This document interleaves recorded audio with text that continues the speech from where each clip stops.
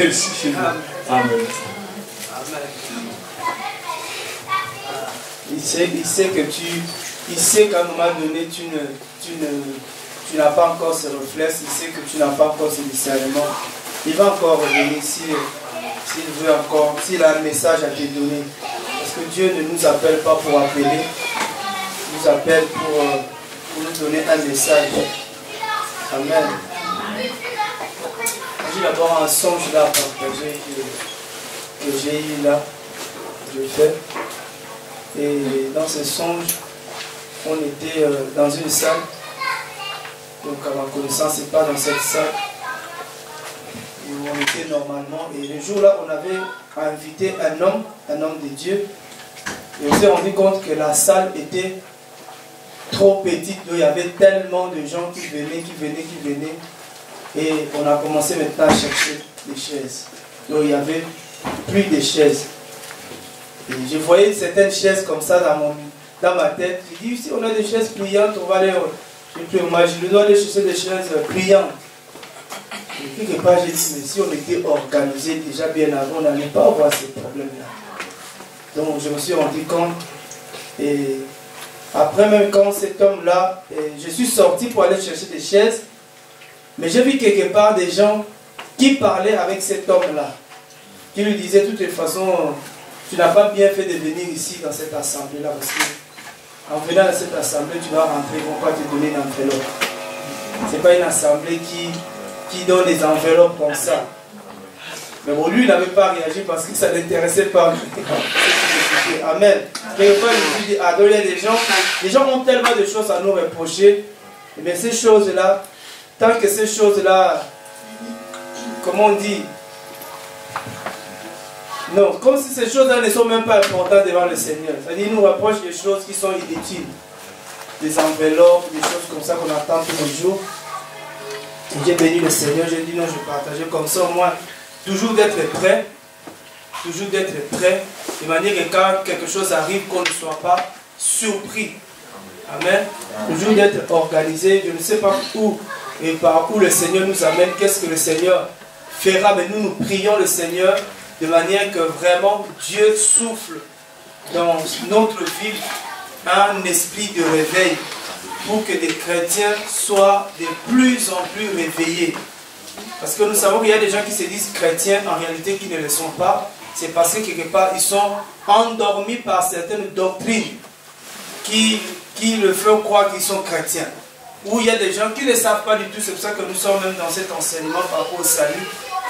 Et qu'après, nous prions qu'il y ait le réveil. Je sais que quand il y aura le réveil, il y aura un mouvement. Je sais qu'il faut qu'on soit prêt, comme on dit. Prêt à gérer ça. C'est ce que j'ai essayé de comprendre dans cette vision-là. Et le Seigneur veut qu'on soit prêt à gérer les circonstances, les choses qui vont se présenter à nous.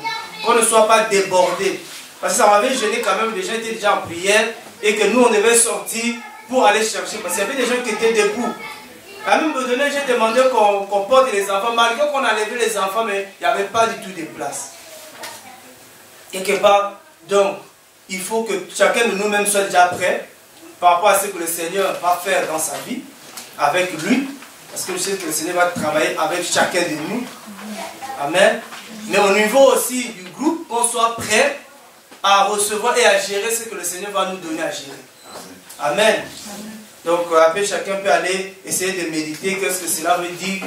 Oui, moi j'ai fait aussi à peu près le même songe. Oh. Mais la salle était pleine, il n'y avait plus de place. On a mis les chaises dehors. Dehors.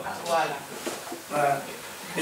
Dans cette salle-là, la demande qu'on avait faite, j'ai dit aux autres, c'est que les banques, il n'y a aucune banque qui veut accepter ce dossier-là. Et la dame, elle a préféré confier ça à une agence qui va essayer de vendre ça. Et puis peut-être cette personne qui va acheter va rentrer en contact avec nous, peut-être on ne sait pas. Mais peut-être le Seigneur a un projet pour nous. C'est ça que moi j'aime le Seigneur. J'aime le Seigneur quand il ferme une porte. Quand il ferme une porte, c'est qu'il veut ouvrir une autre porte. Il ne peut pas ouvrir deux portes en même temps. Je vous dis toujours, Dieu n'est pas un Dieu de désordre ni de gaspillage. Il ferme et il ouvre. S'il ouvre, il ferme. Amen. Donc c'est pour ça que je bénis le Seigneur. Je sais que, après, comme on a dit hier, hier on était ici, de manière qu'on soit prêt Prêt, ça veut dire beaucoup de choses. Même nous-mêmes. Vous savez qu'aujourd'hui, si une gloire arrive, si on n'est pas prêt, même moi, si je ne suis pas prêt, je risque complètement de déraper. Parce qu'il y a des gens, quand la gloire arrive, la bénédiction arrive, on oublie la source. On oublie le Seigneur, on devient orgueilleux, on dit c'est mon église, ceci, c'est là, je prends les épaules, j'achète des 4x4, la voiture que je n'achèterai pas personnellement, pour ne pas choquer les gens, pas parce que c'est pas bien, mais pour que moi je ne choque pas les gens. Moi je préfère aller à la casse, les occasions encore. Je dis ça parce qu'aujourd'hui quelqu'un m'a appelé, il y a une femme qui est quelque part qui est totalement scandalisée de voir que le responsable qui est dans cette assemblée a des choses qui la scandalisent. Par exemple, voilà, quand il vient prêcher, il met la tablette là. Et elle est choquée. Tu vois, l'homme met la tablette 4x4. Elle sent beaucoup de luxure dans la vie de cet homme-là. Il dit, mais qu'est-ce que je dois faire? Je dis, il faut aller le voir. Il faut aller le voir. Parle avec lui. Ça peut, avoir une tablette, ce n'est pas un péché. Mais quand ça commence à devenir un sujet de péché pour l'autre, je préfère tout simplement retourner dans mes papiers. Amen. Amen. Donc, tablette, ce n'est pas un péché. Ceux qui ont des tablettes, ce n'est pas un péché. Mais quand tu vois qu'il y a des gens qui sont faibles, qui n'arrivent pas à supporter ça, mais enlève ça seulement.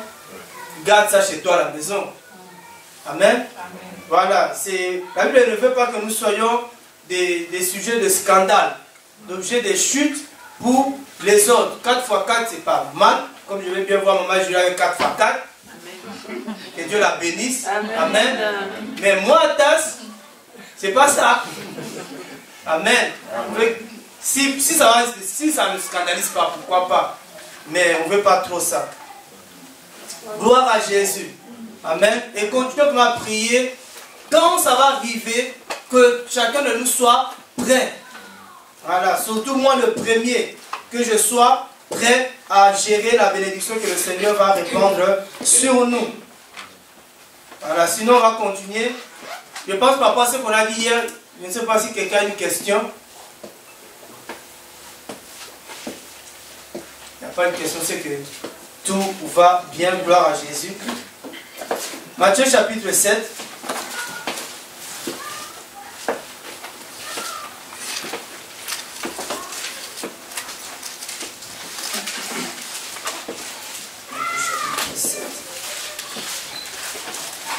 Nous allons vraiment beaucoup parler de ça, vraiment sur l'obstacle au salut. L'obstacle au salut. On va beaucoup parler de ça. Afin que Dieu enlève tous les obstacles au salut des âmes. Amen. Dans nos vies, dans le vie de nos proches, dans le vie de nos amis, dans le vie des bien-aimés, c'est-à-dire des gens que nous aimons. Que tous les obstacles au salut, que Dieu, c'est notre prière. Moi je dis à chaque fois que je donne un sujet, c'est un sujet, mais c'est un sujet de prière. Amen. L'obstacle au salut. Matthieu chapitre 7, le verset 21. Moi je prie comme ça et Dieu lui-même il sait quel est l'obstacle. Je n'ai pas peur quand Dieu enlève un obstacle. Une fois, il y a encore une femme qui est venue me voir pour me dire, j'ai envie vraiment de servir le Seigneur, mais mon mari m'empêche. J'ai dit, qu'est-ce que tu veux? C'est tout simple. Tu veux qu'on nous prions dans quel sens? Tu veux que Dieu enlève cet obstacle? Oh non! J'ai dit, Dieu est prêt. Amen. C'est pour ça que je nous conseille toujours de ne pas présenter nos maris, nos proches comme étant des obstacles. Si tu dis à Dieu que mon mari m'empêche de te servir, je te dis, Dieu va enlever ton mari. Si tu dis, Seigneur, si je n'arrive pas à servir le Seigneur, c'est à cause des enfants. Dieu va enlever les enfants. Oh, c'est à cause du travail, le travail me prend du temps. Dieu va enlever ce travail-là. Parce que c'est pour Dieu, c'est un obstacle au ministère. Amen. C'est pour ça qu'on ne présente pas, on dit Seigneur, aide-moi à te servir avec mon mari, avec mes enfants, avec mon travail. Mais ne présente pas ça comme étant un obstacle. J'ai vu des enfants mourir à cause de tout ça. Ah oui. Le verset 21 dit, tous ceux qui me disent, je vais lire ça vraiment d'abord comme ça dans cette version, et après je lis dans ma version à moi, je vais créer une version. Tous ceux qui me disent Seigneur, Seigneur, n'entreront pas dans le royaume des cieux, mais celui qui fait la volonté de mon Père qui est aux cieux. Là c'est la version Marc 1. Je lis dans la version Attas maintenant. Ceux qui me disent Seigneur, Seigneur, n'entreront pas tous dans le royaume des cieux, mais seulement celui qui fait la volonté de mon Père qui est aux cieux. Aux cieux. Amen. C'est-à-dire que beaucoup de gens disent Seigneur et se réclament du Seigneur. Beaucoup de gens se réclament du Seigneur. Beaucoup de gens crient Jésus, Jésus. Mais Jésus dit que ce n'est pas tous ces gens-là qui crient Jésus, qui crient Seigneur, qui entreront dans le royaume. C'est seulement celui qui fait la volonté de Dieu. Amen. C'est seulement celui qui fait la volonté de Dieu. Or, faire la volonté de Dieu quand on va dans Romains, prenons d'abord Romains chapitre 2. Seulement celui qui fait la volonté de Dieu qui va entrer dans le royaume de Dieu. Ce n'est pas celui qui crie Seigneur comme la suite nous savons. Ce n'est pas celui qui prophétise au nom du Seigneur, qui guérit les malades au nom du Seigneur, qui va entrer dans le royaume de Dieu. Romains chapitre 2, le verset 13.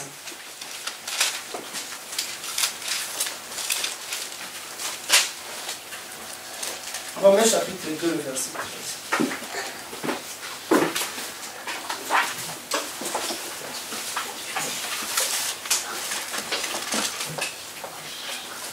Quelqu'un a trouvé? Romains chapitre 2, le verset 13. Ce ne sont pas en effet ceux qui écoutent la parole et qui écoutent la loi, qui sont justes devant Dieu, mais ce sont ceux qui la mettent en pratique qui seront justifiés. Amen.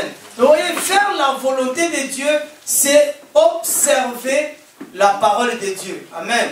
C'est-à-dire faire ce que Dieu te dit. Amen. Mais c'est-à-dire obéir aux recommandations du Seigneur. Voilà. Donc si quelqu'un écoute la loi, mais ne la met pas en pratique, cette personne ne fait pas la volonté du Seigneur. Et cette personne ne peut même pas entrer dans le royaume des cieux. On va prendre encore Luc chapitre 6, le verset 46. La volonté de Dieu.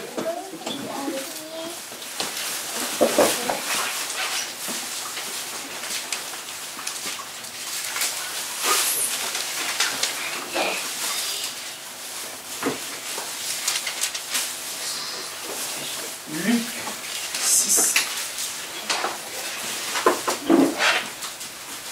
C'est celui qui observe la loi de Dieu, c'est celui-là qui fait la volonté de Dieu. Et c'est celui-là qui va entrer dans le royaume des cieux. Dans Luc 6, le verset 46, il dit, « Et pourquoi m'appelez-vous Seigneur, Seigneur, et vous ne faites pas ce que je dis ?» Amen. Voilà. Ce qui fait la volonté du Seigneur, c'est cette personne qui fait ce que Dieu dit. Et si tu fais ce que Dieu te dit, tu vas entrer dans le royaume des cieux. C'est ça la foi. Vous voyez là, la foi veut d'abord dire obéir. La foi c'est l'obéissance. Amen. Quand on dit qu'Abraham est le père de la foi, Abraham c'est un homme qui était obéissant par rapport au Seigneur. Il faisait tout ce que le Seigneur lui disait. Il ne discutait pas avec Dieu. C'est pourquoi que nous sommes en train de voir, il y a plusieurs volontés de Dieu qu'on verra, mais aujourd'hui nous sommes en train de voir une volonté du Seigneur et nous sommes appelés à obéir à cette volonté du Seigneur. 1 Timothée chapitre 2. 1 Timothée chapitre 2. L'obstacle au salut. 1 Timothée chapitre 2. Je pense que tous nous voulons entrer dans le royaume des cieux. On veut tous être enlevés, vivre avec Jésus éternellement. Amen. vivre avec Jésus éternellement. Le voir, le contempler, le palper, marcher avec lui. C'est ça notre course, c'est ça notre objectif, c'est ça notre combat, vivre avec Jésus. Et dans 1 Timothée chapitre 2, le verset 4, il dit qu'il veut que tous les hommes soient sauvés et qu'ils viennent à la connaissance de la vérité. C'est ça la volonté de Dieu, c'est ça que Dieu veut déjà. Amen. Dieu veut que tous les hommes, sans exception, les hommes, amen, ce n'est pas les démons, parce que les démons ne seront plus sauvés. Les démons sont déjà jugés par le Seigneur. Ici, Dieu dit, il veut que tous les hommes, de toutes les catégories et de toutes les couches sociales, Dieu veut que tous les hommes soient sauvés et que tous parviennent à la connaissance de la vérité. C'est-à-dire qu'avoir la connaissance de la vérité, nous savons que la vérité c'est d'abord Jésus. Connaître Jésus. Amen. Dieu veut que tous les hommes soient sauvés. Et la seule question que je me posais, mais comment ces gens vont être sauvés?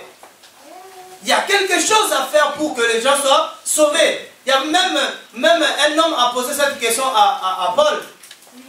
Il a dit, qu'est-ce que je dois faire pour être sauvé? Paul lui a dit quoi? Crois au Seigneur Jésus et tu seras sauvé. Amen. Ça nous connaissons. Nous allons voir encore une autre réponse que Paul donne. Non, la parole nous donne pour être sauvé. Parce que c'est la volonté de Dieu. C'est la volonté de Dieu. Et quand nous prions par rapport au salut, Dieu ne peut que nous exaucer. Parce que la Bible dit ici, nous demandons ce qui est dans la volonté du Seigneur, Dieu nous le donne. Amen. Parce que c'est que si nous demandons, Seigneur, sauve ma famille, Seigneur, sauve mon père, Seigneur, sauve tel, Dieu ne peut pas refuser cette prière-là.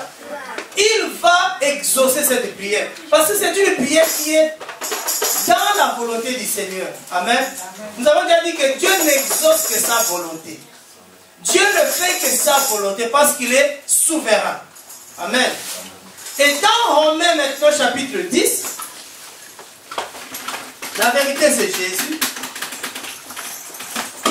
Dans Romains chapitre 10, le verset 13,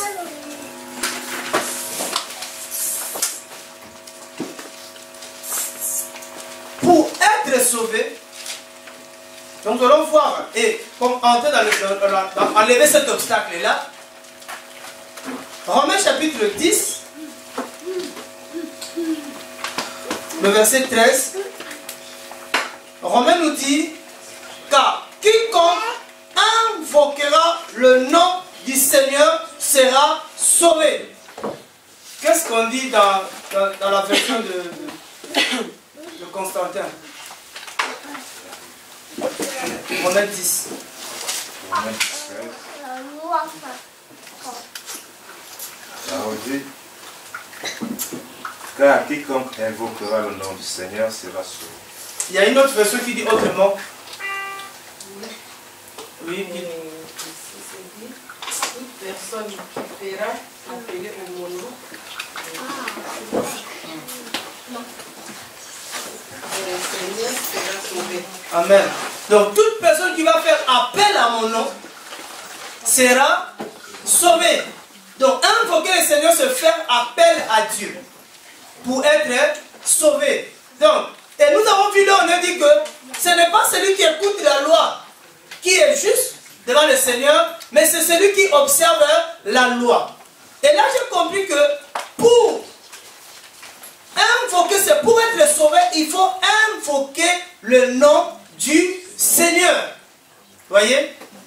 Pour être sauvé, il faut invoquer le nom du Seigneur.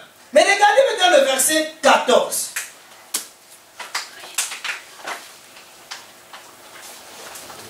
Mais comment invoqueront-ils celui en qui ils n'ont point cru?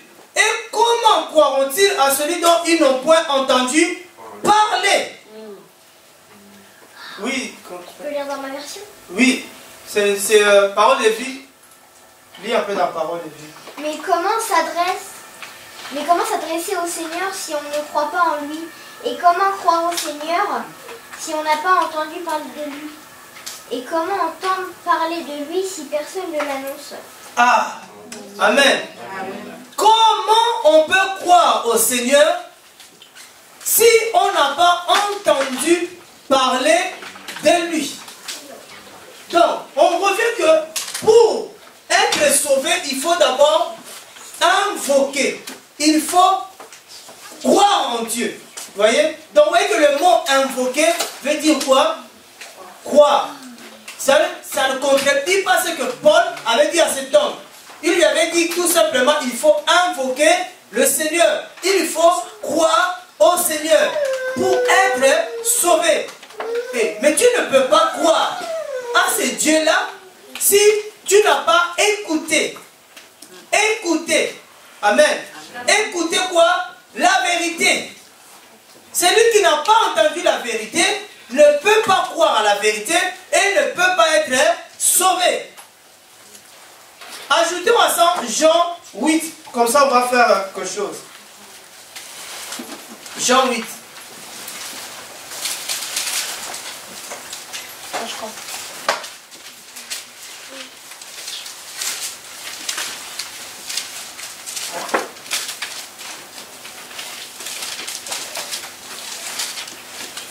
Jean 8, le verset 32, si je peux te lire encore.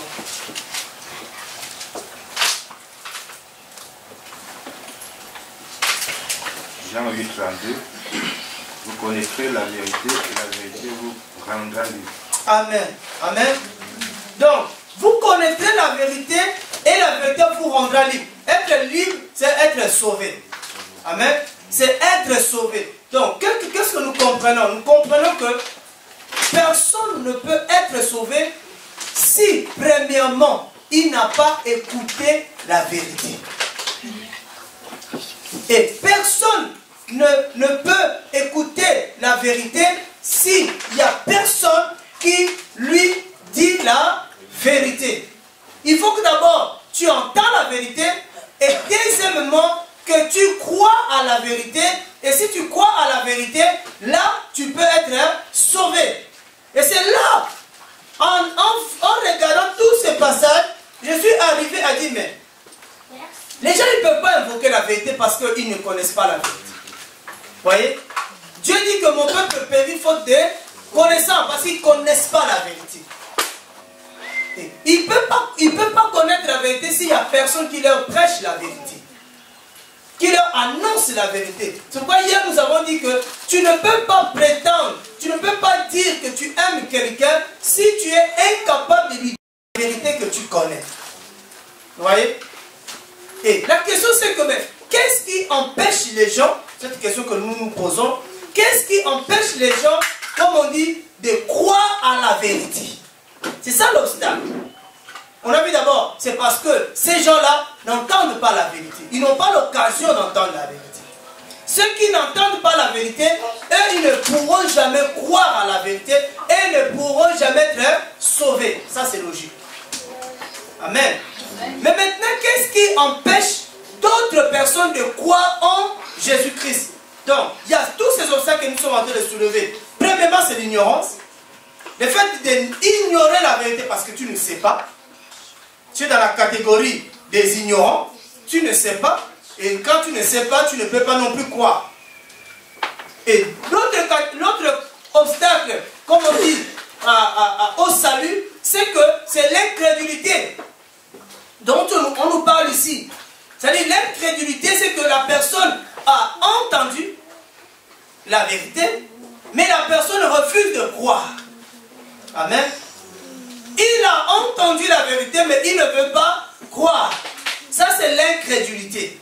Et ça, c'est ça qui empêche beaucoup de gens d'être sauvés. Parce que le salut passe que par la foi. Amen. Mais l'autre obstacle qui nous intéresse beaucoup maintenant ici, c'est, on a soulevé ça, c'est la peur. Amen. On a dit hier que beaucoup de gens ne veulent pas croire en Jésus parce que ces gens ont peur. Amen. Ils ont peur et c'est ce que nous sommes en train de développer, ils ont peur, comme on dit, on a vu des jours là que beaucoup ont peur par rapport, on dit que, et ce qu'on va voir, il y en a cette catégorie aujourd'hui, il y en a qui ont peur, ils ont la crainte, ils disent ceci, ils disent que j'ai craint d'avoir commis le péché impardonnable. Parce que j'ai déjà commis le péché impardonnable, donc ça ne sert plus à rien que je crois en Jésus-Christ. Parce que ça, Dieu ne va pas me pardonner. Il y a des gens qui ont peur du péché impardonnable. Voyez? Il y a des gens que nous allons rencontrer, que tu vas rencontrer peut-être. Quand tu vas lui parler de Jésus-Christ, il va te dire, c'est plus la peine.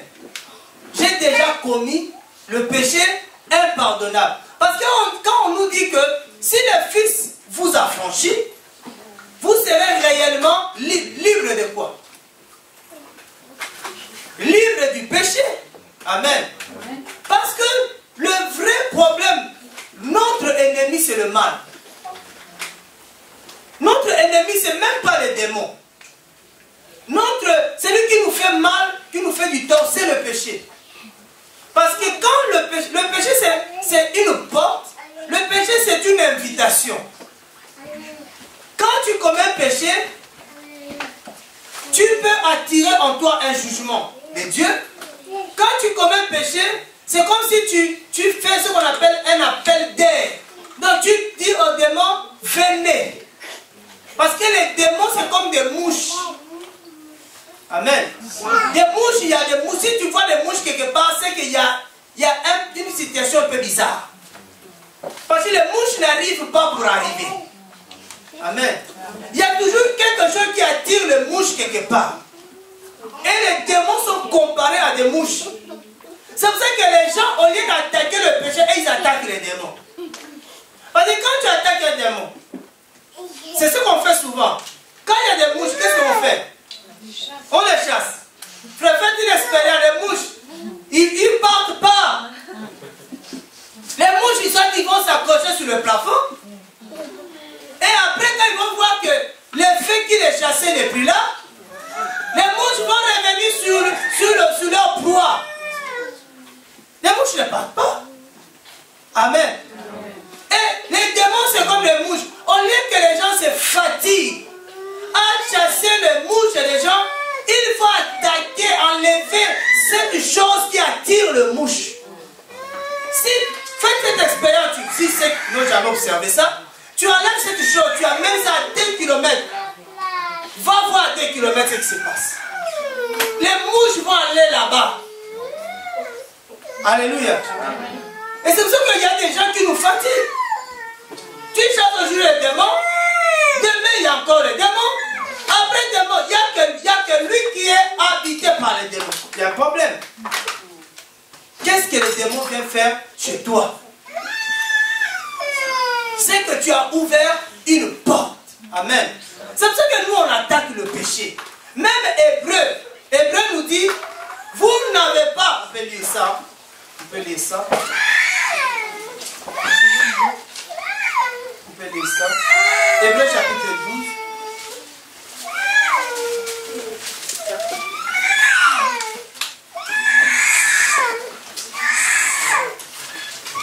Hébreu chapitre 12, le verset 4.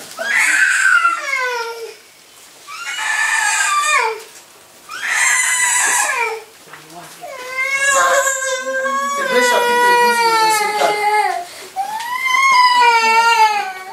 Il dit, vous n'avez pas encore résisté jusqu'à répandre votre sang en combattant contre le péché.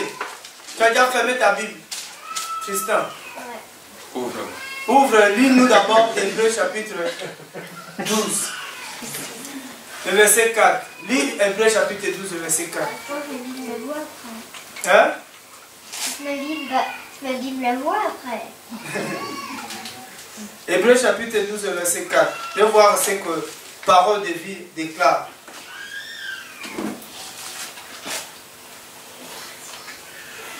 Hébreu chapitre 12, verset 4.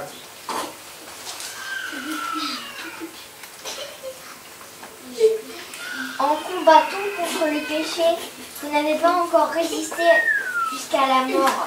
Amen. Ça dit que notre combat, c'est un combat contre le péché. Voyez? Parce que le péché, c'est ça qui attire des démons dans les vies des gens. Un démon, il ne peut pas entrer comme ça dans un corps. C'est pour ça qu'il y a des gens, une fois qu'on a château, des fois, moi je m'occupe plus de toi.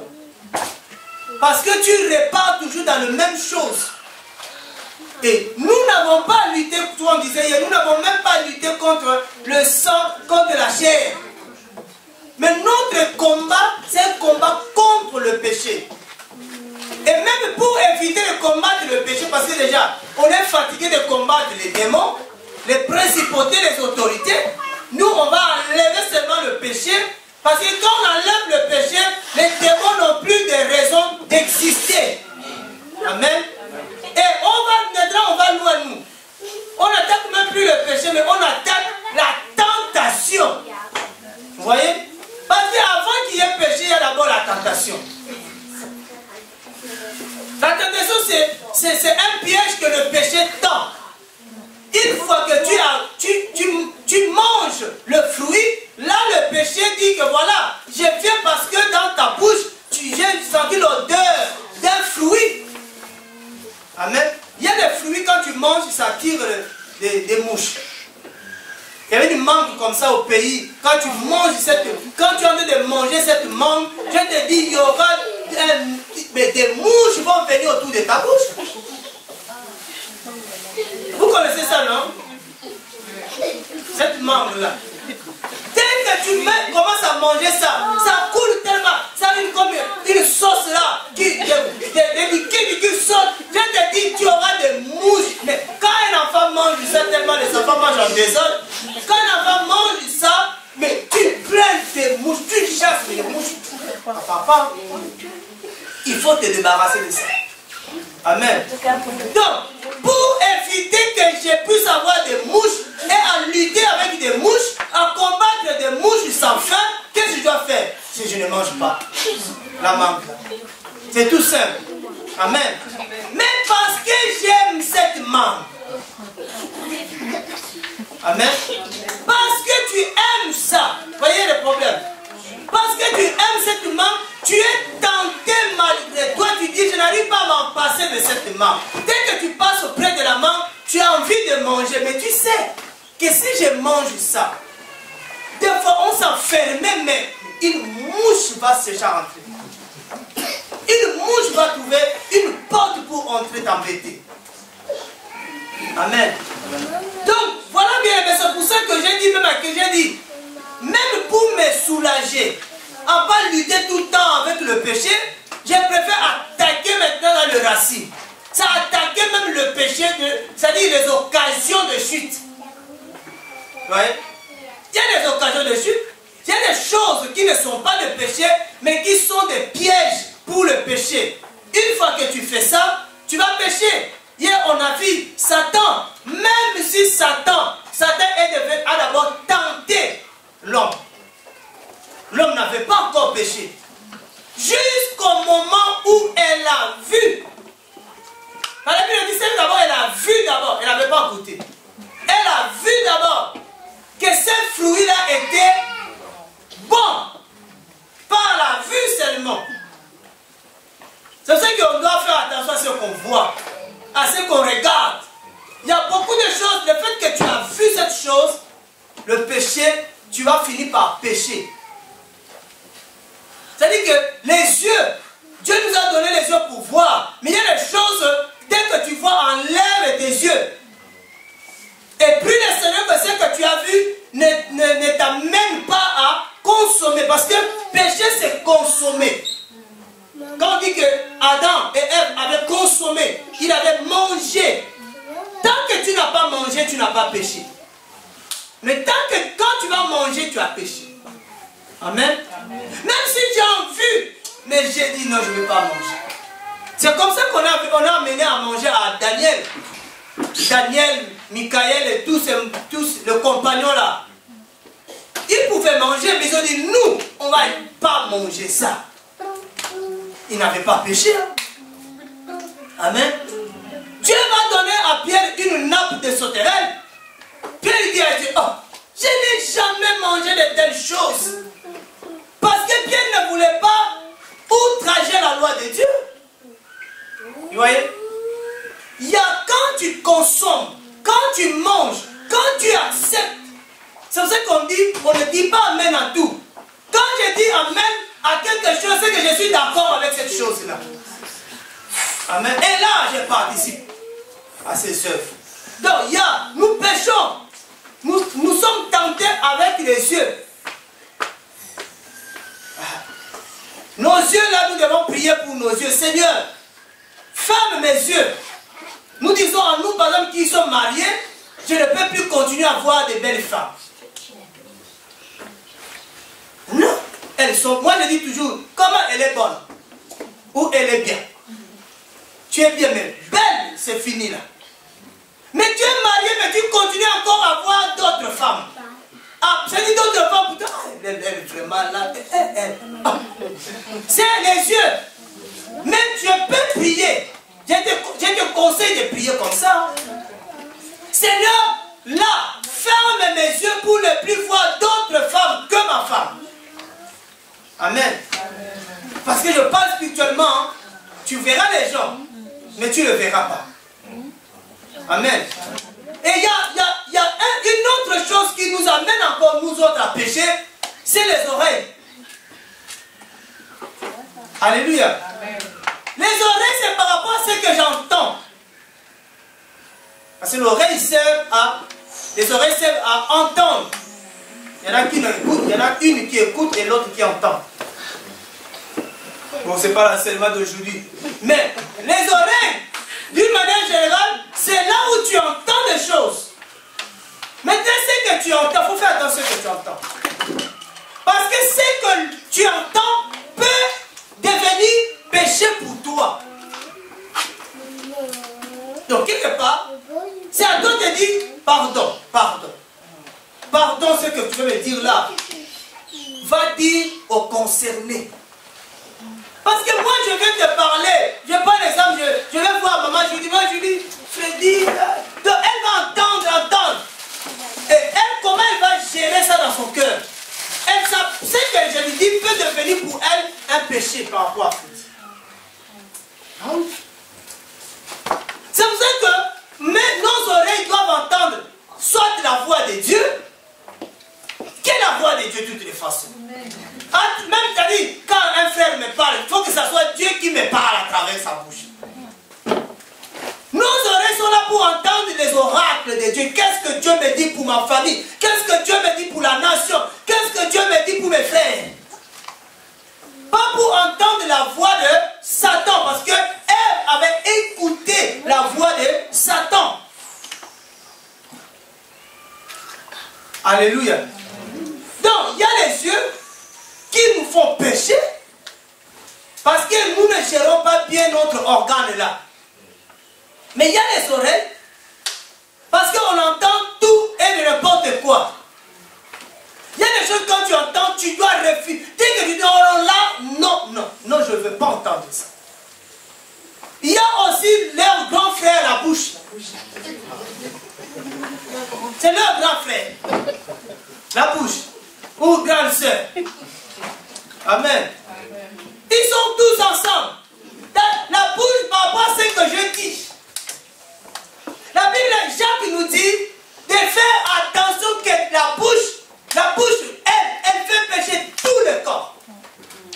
Tout le corps.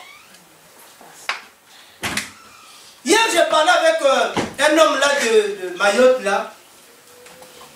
Elle me dit non, ça fait 3 ans que je suis à Rennes. Et elle me parle de que non, avec ma femme, j'ai dit, tu as amené ta femme de mettre à Rennes. Elle dit, non. Ah, j'ai trouvé une autre ici. Et tu as trouvé une autre ici. Mais je lui ai dit, mais comment tu fais pour trouver ces femmes-là? Qu'est-ce que tu dis? Parce que pour la mère dit que, frère, ta bouche là, ça te fait pécher. Parce que je ne sais pas comment. Ah, je connais un homme qui était malade qui parlait avec ses qu'il y en a qui sont comme ça. Mais pour draguer une femme, c'est parallèle, non? Mais si on commence à dompter la langue, je ne vais jamais dire à si je ne dis pas à une femme que je t'aime, je ne dis pas des mots séduisants, elle ne sera jamais séduite. Amen. Amen.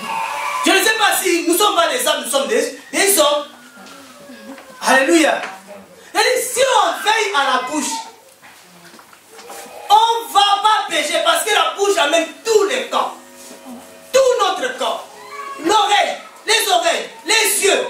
Tout ça pour moi c'est des bonnes choses que Dieu a mis dans notre corps, mais qui peut devenir des pièges. Comme je disais tout à l'heure, la tablette, c'est pas un péché, mais c'est un piège. Il y a beaucoup de choses qui sortent tous les jours, par-ci, par-là. Si on ne veille pas, la télé peut être un piège pour toi. L'ordinateur, Internet, c'est pas peut-être, mais c'est un piège. C'est un piège que chacun de nous doit savoir manipuler cet outil. Parce que si tu ne sais pas utiliser Internet, ça va devenir une occasion de chute. J'ai eu beaucoup de gens me disent, je n'y arrive pas, je finis toujours par aller là-bas. J'ai dit, c'est facile. Moi, à ta place, c'est facile. Je me débarrasse de l'Internet. Parce que chaque fois qu'il est devant la télé, ça l'amène à des films bizarres, pornographiques. J'ai dit, c'est tout simple. J'ai dit, oh non, il faut que tu pries. J'ai dit, j'ai prié une fois. Deuxième fois, j'ai dit, je ne prie plus. Je te demande d'aller prendre la télé et de jeter. Quand tu n'auras plus de télé chez toi, tu ne vas plus aller là-bas. C'est tout simple. Vous voyez? C'est tout simple. Tu sais où tu pêches. C'est pourquoi dans Apocalypse, Dieu dit, souviens-toi d'où tu es tombé. Il y a toujours une occasion de chute. Une occasion n'est pas péché, mais c'est une occasion. Alléluia. Nous avons les occasions du péché, frère. On rencontre ça comme les occasions de robe. Tout le temps. Il y a partout occasion de péché. Mais si je suis résistant, je ne vais pas céder à cette occasion. Mais tu auras beaucoup d'occasions, je te promets déjà. Tu auras beaucoup d'occasions de pécher. Il y a des gens, par exemple, qui arrivent à faire le mal, par exemple, à frapper quelqu'un. Pourquoi? Parce qu'il y avait l'occasion, s'est présenté, quelqu'un t'a énervé, et tu es énervé, et tu allais le tuer. Voici l'occasion. Mais tu pouvais éviter cette occasion. Tu pouvais fuir ça. Quand la Bible dit fuis l'impudicité, il n'y a pas que l'impudicité à fuir. Moi, je pouvais parler fuis le péché. Et pour fuir le péché, c'est au niveau des occasions. Amen. Mais comme beaucoup n'arrivent pas à gérer les occasions, moi personnellement, je préfère commencer à gérer le bas. Pour qu'aujourd'hui, moi, attends, je ne tombe pas avec une soeur, je n'irai jamais voir une soeur seule. Jamais. Même si tu m'appelles au secours, je te dis, tu connais l'ambulance. Je te donne le numéro 17, 15, 18, 12 numéros, appelle l'urgence. Oh non, c'est l'urgence spirituelle. Pas, je l'ai mis 33. Appelle-les. Jésus, à la croix. Il est sorti du tombeau assis à la droite du Père. Appelle à l'urgence. Moi, je ne gère pas les urgences. Moi, je suis médecin généraliste. Donc, il y a un temps où on doit se voir, normal. Mais les urgences, c'est Jésus. Alléluia. Amen. Mais ça peut être une occasion. Mais toi, tu vois serrer là. Ah, ma soeur. Et puis, ah, frère, c'est là où ça me fait mal. Pas là, c'est mal là. Quand tu dis la Bible, dit vous importerez les mères malades et les malades seront guéris. Mais je dis, Seigneur, si toi, tu ne tends pas ta main. La Bible dit la main de l'Éternel n'est pas courte. J'ai dit, ma soeur, tu es là où je suis. J'ai pris que Dieu tend sa main. Amen. Amen. C'est les occasions. Il y a tellement les occasions. Et tous les jours, moi quand je regarde même la télé, je dis, waouh, tous les jours Satan crée une occasion de chute. Tous les jours, des phénomènes, modes, des choses qui sortent. Mais les gens courent. iPhone là, vous êtes arrivé à combien là déjà? 6 déjà. Au mois de juillet, il y aura 6. Mais je dis, mais le téléphone, Lisa, même avant. Bientôt, il y aura même, tout sera sur le téléphone, tout. Mais avec ton téléphone, il y a ta carte bancaire qui est là. Avec ton téléphone, tu peux acheter. Tout. Et les gens courent. Mais beaucoup finissent par devenir orgueilleux avec ça. Il y en a maintenant, quand ils ont les iPhones, ils mettent ça comme ça. Pour sentir l'odeur. Hein? Le téléphone qui sent l'odeur.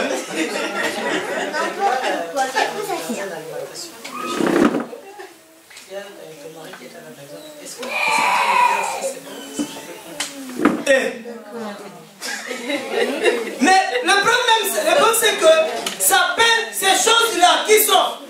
La Bible dit là, tout ce qui est luxe, c'est un péché. Quand tu commences à aimer tout ce qui est luxe, tu tombes dans le péché. C'est-à-dire tu vois quelqu'un, par exemple, moi je dis toujours, moi je suis, regarde mon bouton, je ne sais pas si j'ai à quel niveau. Je vais mettre la chaînette où. Mais maintenant, pour montrer aux gens que j'ai une chaînette, combien de grammes, je ne sais pas combien de grammes, combien, et je vais faire quoi? Ils mettent ça dehors comme ça. Oh, chaînette n'est pas un péché, mais ça devient un péché pour toi. Comment tu l'as utilisé? Maintenant, je vais montrer à tout le monde que j'ai une chaînette. Oui. Tout ça, bien aimé, il y a des choses qui nous environnent. Nous avons plein d'occasions comme ça qui nous environnent. C'est si on ne veille pas, on tombe dans le péché. Et Adam et Ève étaient tombés dans le piège de Satan. Parce que la tentation, c'est un piège. Donc, ils pouvaient ou ne pas pécher. Quand la femme a dit, même quand elle a dit, même si elle avait ajouté le mot, même quand elle a dit que Dieu a dit, vous n'en mangerez pas, elle pouvait rester là. Dieu a dit, donc comme Dieu a dit, nous on ne mangera pas. Retourne avec ton fluide. Mais quand elle a dit, non, oui, tu as raison. C'est Dieu qui nous avait menti. Là, elle a péché. Amen. Mais quand il a péché, Satan, et l'homme a péché, c'est ce qui est arrivé à Adam, notre plus grand siècle, le premier homme. Quand lui a péché, une sémence, quelque chose a été sémé. La première conséquence du péché qui est arrivée à part la nudité, c'était la peur. Amen. Adam dit que j'ai entendu ta voix. Et j'ai eu peur. Vous voyez? Donc nous sommes dans cette catégorie de personnes qui entendent la voix de Dieu, mais qui ont peur. Parce que quelqu'un qui entend la voix de Dieu, la Bible dit quand tu entends ma voix, n'endurcis pas ton cœur. Mais les gens entendent la voix de Dieu. Ils entendent la vérité. Tu lui dis la vérité, mais qu'est-ce qu'il fait? Il se replie. Au lieu d'accepter la vérité pour être sauvé, la personne va se cacher, va commencer à te fuir. C'est la sémence d'Adam. Vous voyez? La peur entre chez Adam. Parce que si Adam avait compris, il était un enfant qui avait compris, il allait lui-même aller toquer à la porte de Dieu et dire, j'ai fait une bêtise. Je fais ce que toi, tu m'avais interdit. Et là même Dieu allait bien lui dire, tu as confessé, tu t'es repenti, c'est bon. Mais lui, il va encore aller se cacher. Donc vous voyez que la peur est devenue un grand obstacle. Et maintenant, c'est ce que Satan utilise. Il a mis ça dans les esprits des gens. Quand tu annonces la vérité à quelqu'un, tu dis que Jésus t'aime, donne ta vie à Jésus. Il dit, mon frère, moi, je ne peux plus être sauvé. Parce que j'ai déjà commis ce qu'on appelle le péché impardonnable. Je ne sais pas si déjà, moi j'ai déjà rencontré des gens comme ça. C'est-à-dire, il empêche Jésus d'entrer dans sa vie. À cause de ses raisonnements. Amen. Mais regardons maintenant dans Jean chapitre 6.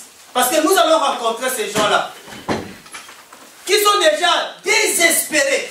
Qui sont déjà, comme on dit, ils ont déjà fait une prison. Ils ont déjà creusé eux-mêmes leur tombe. Pour dire ce n'est pas la peine. Ne te dérange pas pour moi. Moi, je suis déjà de ceux qui sont déjà condamnés. Oh, Dieu ne l'a pas encore condamné. Jean chapitre 7, le verset 37. Jean 6, 37. J'aime Jean 7 là. 37. Qu'est-ce que la Bible dit? Qu'est-ce que Jean nous dit?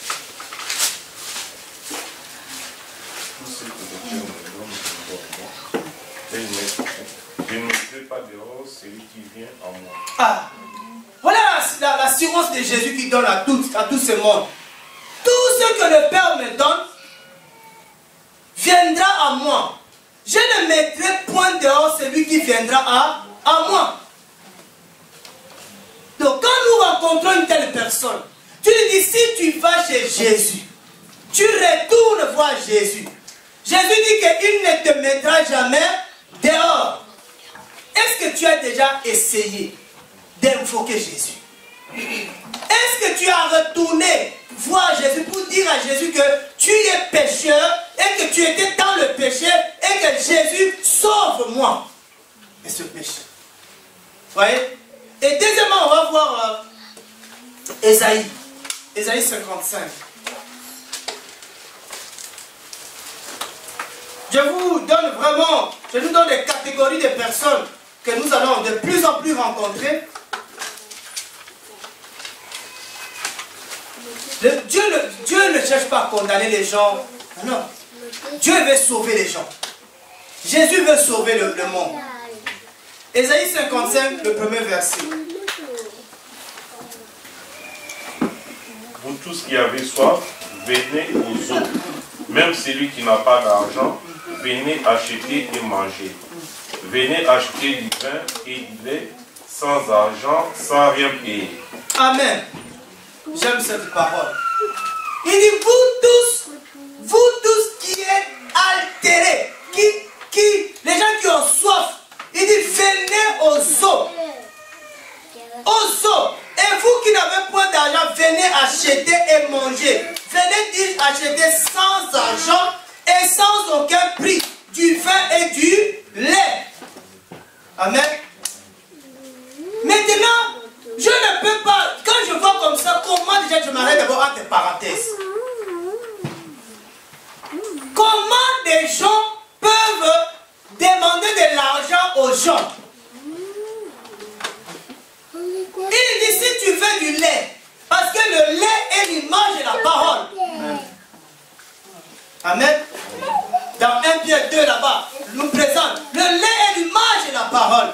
Comment ils peuvent, Dieu dit, c'est gratuit le lait. Il faut dire à tous ces gens-là, même quand tu vois quelqu'un qui vend la parole, tu dis, frère, Esaïe a prophétisé, je ne sais pas combien d'années avant Jésus. Ce n'est même pas du Nouveau Testament. Esaïe dit que le lait est gratuit. Mais toi, pourquoi tu nous vends le lait? Amen. Le lait, c'est la parole. Le lait, c'est la révélation.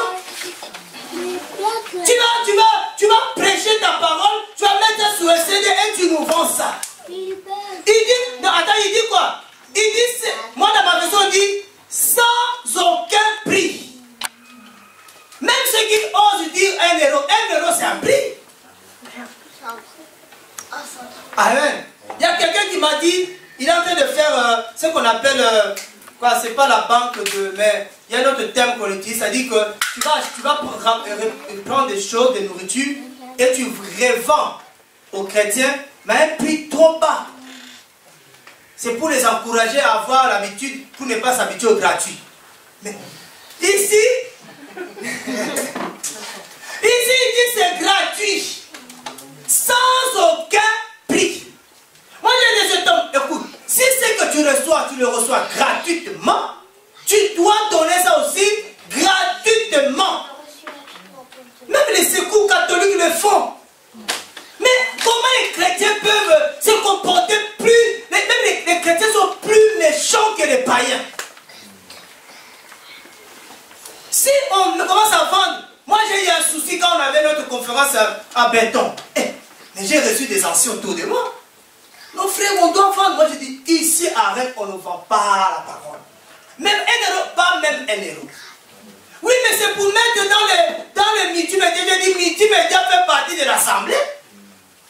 Dans notre assemblée, on a une seule caisse qui gère tout. Parce qu'imagine qu'on dit que tel va gérer ça, tel va gérer ça, tel va gérer ça. Ou non, 1 euro, ça va soutenir. Je dis, ça ne soutient pas. Sans prix, aucun prix. Et là encore, Esaïe vient m'encourager. Amen. Même, j'ai dit, même les cantiques que les gens font, un cantique c'est un message, c'est du lait, c'est de la parole. Tous ceux qui font là, ils sont contre la parole de Dieu. Hein? Ils ne font pas. Maintenant, pourquoi nous, chrétiens là, évangéliques là, parce que moi je ne suis pas évangélique. Ces chrétiens sont des évangéliques charismatiques, pentecôtistes, je ne sais pas moi quoi là, ils vendent le lait. Ils vendent la parole. Oh non frère, il nous a dit, tu vois le support là. Je lui ai dit, tu sais, 100 CD, 100 DVD, 100 coûte 14 €. Maintenant toi tu vends 1 à 20 €, frère.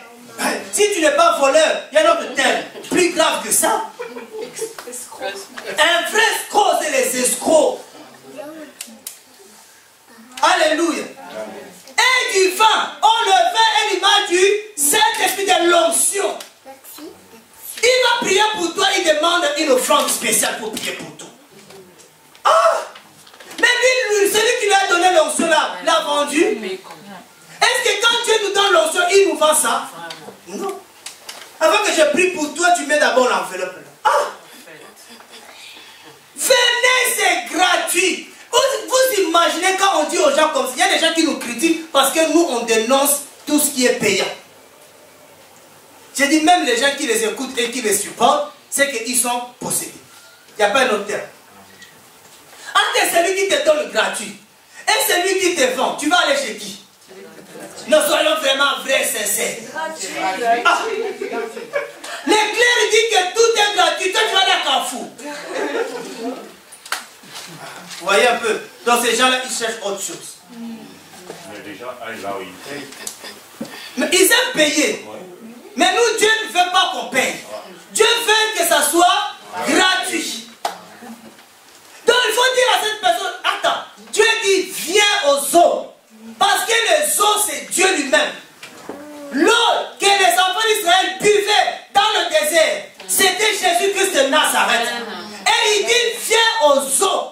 Quand tu vas venir à Christ, il te donnera gratuitement. Il n'y a même plus d'offrande à faire pour avoir le pardon. Ça, c'est pas génial ça? Israël payait. Israël pour avoir le pardon devait sacrifier des animaux. Mais Dieu a dit, c'est fini. Moi-même, je suis l'offrande du pardon. Le pasteur te dit, oui, pour que Dieu te pardonne, tu dois faire de l'offrande. Tu lui dis, tu es escroc. Tu m'escroques. Et tu me croques. En me croquant, qu'est-ce que je vais rester? Alléluia. Donc les gens qui disent que, dis frère, viens au saut. Amen. Parce qu'il y en a beaucoup qui sont comme ça, qui pensent avoir commis le péché impardonnable. D'abord, comment tu vas commettre le péché impardonnable? Toi qui n'as jamais connu la vérité. Parce que pour connaître le péché impardonnable, tu devais au préalable avoir la connaissance de la vérité. Hébreu nous dit que ceux qui ont été illuminés, toi qui étais dans les ténèbres, tu n'as jamais été illuminé. Comment tu es arrivé à commettre ces péchés? Alléluia. Vous voyez que tu ne pourrais pas. Donc, pour commettre ces péchés, ça dit le péché là, c'est le péché conscient. Mais toi, tu étais inconscient, mort. Tu n'as pas commis le péché. Viens seulement aux eaux. L'eau, c'est là où tous on nous lave, on nous purifie. Jésus est bon. Amen. Prenons quand même Hébreu 4 là. J'ai vu tellement de gens trembler devant Hébreu 6 là. J'ai vu des gens trembler d'une manière mais terrible. La peur, la peur du péché impardonnable. Mais pourquoi vraiment Adam fuit Dieu? Adam dit, j'avais peur de toi. Tu entends ma voix, toi tu as peur de moi. Toi qui es ami. Chaque soir je venais avec toi, voilà, on soupait ensemble. Parce que Dieu aime le souper. Hein? Ouais, Dieu parle beaucoup du souper. Dieu aime le soir. Quand tout est calme.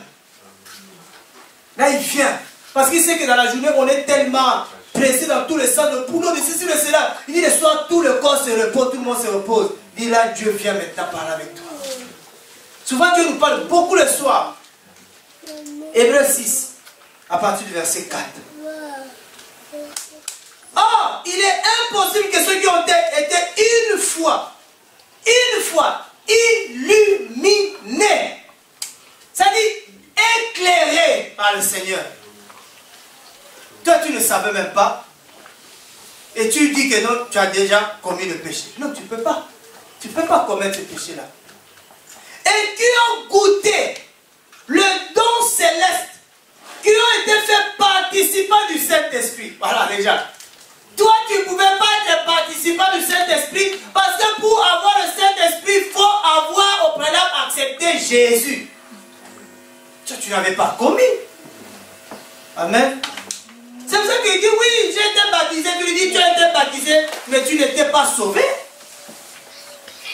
Beaucoup sont baptisés, mais ne sont pas sauvés. Hein. Ils sont entrés dans l'eau. Je ne sais pas l'eau de quel fleuve. Mais il n'y a aucune eau d'un fleuve qui peut sauver. Amen. Parce qu'il y a cet enseignement qu'on verra qu'il y a cette catégorie de personnes qui pensent être sauvées sans être sauvées. Parce qu'ils croient au salut du baptême. Ce n'est pas le baptême, ce n'est pas le fait d'entrer dans l'eau qui sauve. Mais c'est le fait d'avoir accepté Jésus dans son cœur qui sauve. Amen. Lui, il n'a pas le Saint-Esprit. Il n'avait pas. Si tu lui poses une question, tu avais le Saint-Esprit. Tu vas dire, oh, je ne sais pas. Non, tu n'avais pas. Parce que si tu l'avais, tu savais. Amen. Donc, tu n'avais pas non plus commis le péché. Pardon. Donc, on arrête là. Viens seulement aux autres. Et ce que je te dis, c'est gratuit. Et qui ont goûté la bonne parole de Dieu. Donc, quand on dit la bonne parole, c'est que tu prends frère, j'allais à l'église. Mais est-ce que tu goûtais la bonne parole? Toi, tu ne goûtais à la mauvaise parole. Amen. Donc, quelque part, la prédication que tu entendais, l'enseignement que tu entendais n'était pas vrai. Tu étais déjà dans le faux, sans le savoir. Quand j'entends un pasteur qui disait à nos frères, il dit, frère, Dieu connaît votre situation. Donc Dieu, comme si Dieu cautionne, Dieu est d'accord. Imaginez maintenant le frère n'avait pas l'amour de la vérité, la soeur, ils vont dire, donc d'accord, Dieu connaît. Ils pouvaient persévérer dans ce faux-là, dans cette mauvaise parole. Ils ont dit non, ce que tu nous dis, pasteur, c'est faux. Nous, on a goûté à la bonne parole qui nous dit que là, on n'est pas dans une bonne situation. Vous voyez? Qui ont goûté, ça veut dire que tous les gens qui n'ont pas entendu la bonne parole, ça sert à rien de les condamner, de les juger. Même s'ils vont dans les assemblées, la parole qu'ils mangent est mauvaise. C'est pour ça que leur vie est aussi mauvaise. Parce que, on dit quoi? L'on suit sa route. Hein? Donc, ils mangent selon la parole qu'ils ont entendue. C'est comme ça. Ils suivent cette parole. Normalement, s'il y a des gens qui écoutent la bonne parole, comme on dit, tu vas voir que si tu écoutes la bonne parole, tu auras la bonne foi et tu auras une bonne marche avec le Seigneur. Parce que l'enseignement qu'on te donne, la vérité qu'on te dit, et c'est ça qui va te faire que tu sois dans la voie du Seigneur. Et bien toi, quand tu as déjà goûté la bonne parole, tu viendras plus dire, Seigneur, non, je ne savais pas. Mais tu peux dire au Seigneur, Seigneur, moi, on ne m'avait jamais enseigné comme ça. Et Dieu, là, Dieu avait de t'illuminer, de t'ouvrir les yeux. Tu commences à voir quelque chose que tu n'avais jamais vu. Toi, on t'avait dit que pour être béni, il faut bénir le pasteur. C'était ça qui était dans ta tête. Et tu as une mauvaise parole. Ces pasteurs-là, je le dis, vous les Abraham là, ils bénédiction. Tu as dit, celui qui bénira Abraham sera béni. Toi, tu t'appelles Abraham.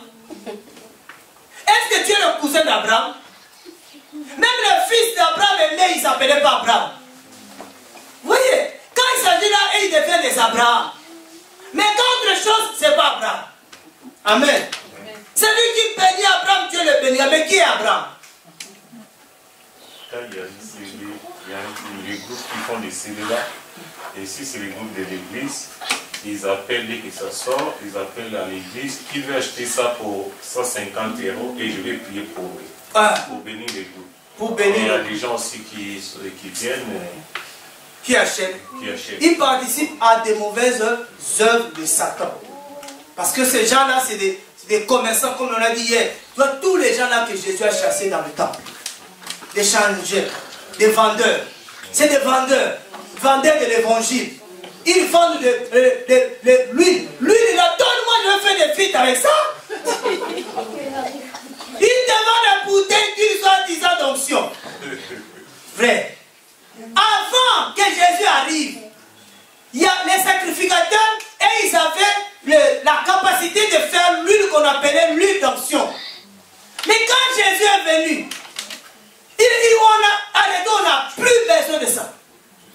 Parce que l'onction, c'est lui-même le Saint-Esprit. Il n'y a plus besoin d'huile. L'huile est là quand les gens achètent, ils achètent ça à Carrefour. Ça vient même made in Chine. C'est même les Chinois qui le font. Les gens qui n'adorent même pas Jésus. Ils font l'huile et ils mettent dans le sac, ils se promènent avec cette huile. Ah! Seigneur Jésus, quel état d'ignorance qui fait que les gens sont en train de périr. Achète le Seigneur et comme ça tu seras béni. Dis frère, moi je suis déjà béni. Dieu m'a dit. Je vous dis la seule cause de la bénédiction, c'est quand tu obéis à la parole. Deutéronome 28, il dit voici les bénédictions qui vont te suivre si tu obéis à la parole de Dieu. Dieu ne dit pas que si tu bénis le pasteur. Non. Il ne dit pas ça. Il y a un frère qui est dans l'assemblée qui souffre. Mais on bénit le pasteur qui est déjà béni. Ah, frère. Il le prend quand même. Frère, on regarde mais qui a besoin. Qui est dans le besoin. On donne à celui qui est vraiment dans le besoin. On donne. Amen. C'est parce que les gens pensent que quand ils vont bénir à ta, ils seront bénis. Tu ne seras pas béni. Parce que tu n'as pas l'amour. Amen. Parce que tu m'as béni pour être béni, ça c'est pas l'amour. L'amour veut que tu donnes sans attendre en retour. Amen, amen, amen. Ah oui. Amen. Tous ceux qui donnent pour être donnés, ils sont dans le faux. Ah oui. Moi quand je te donne pas pour que tu me donnes.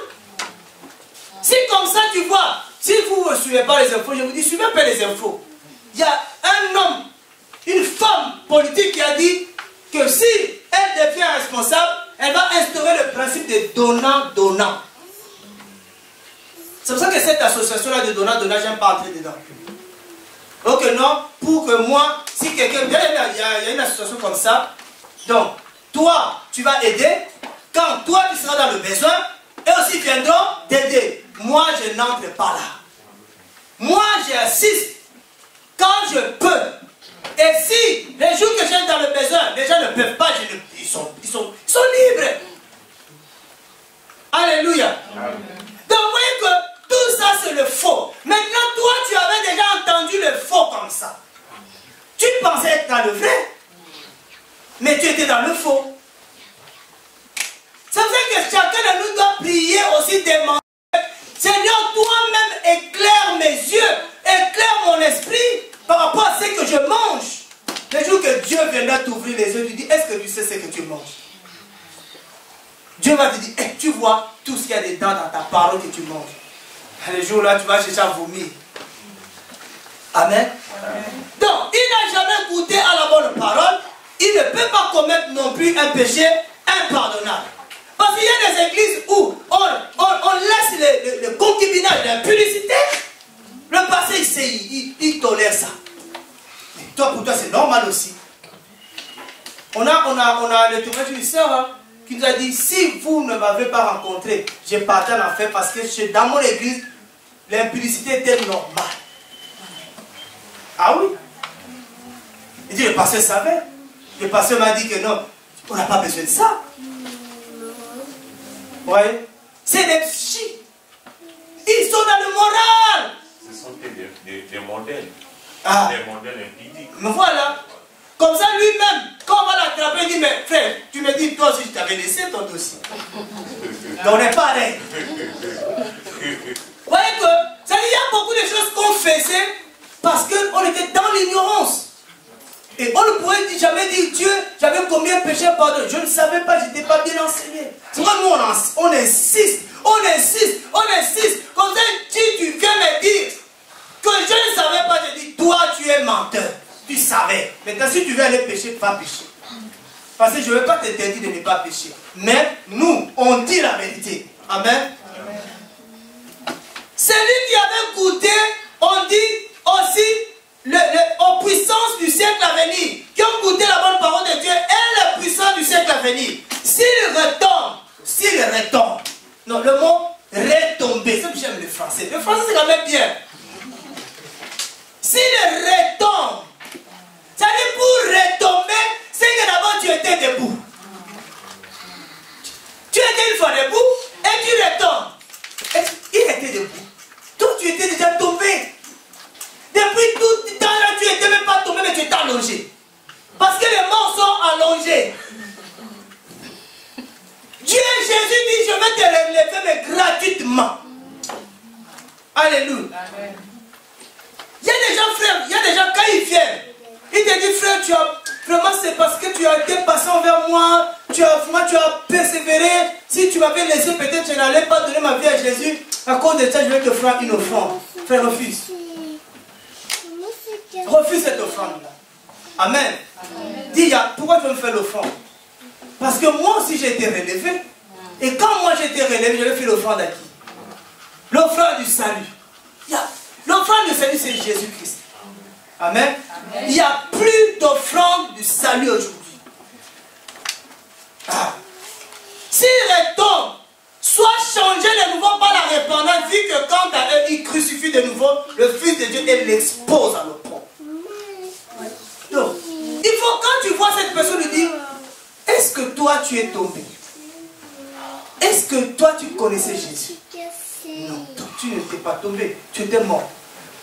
Et Jésus veut te relever. Et je crois que si tu viens, tu acceptes, il te donne ton pardon. C'est gratuit.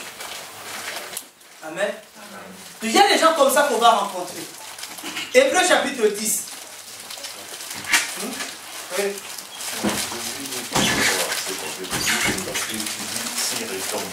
Donc on dit qu'il est difficile, mais il n'est pas impossible. Ah.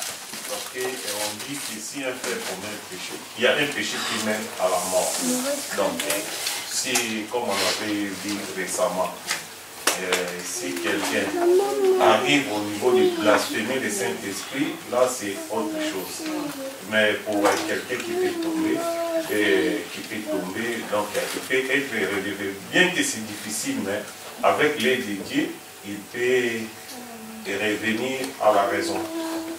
Dans ta version, on a dit quoi? Dis-nous à la bonne. Hébreux 6:4. Et puis après, on va développer.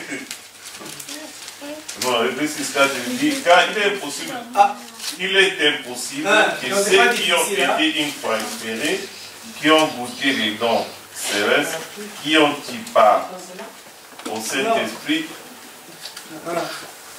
qui ont goûté la bonne parole de Dieu et les puissances des siècles à venir et qui sont tombés, soient encore renouvelés et amenés à la repentance. Donc c'est impossible.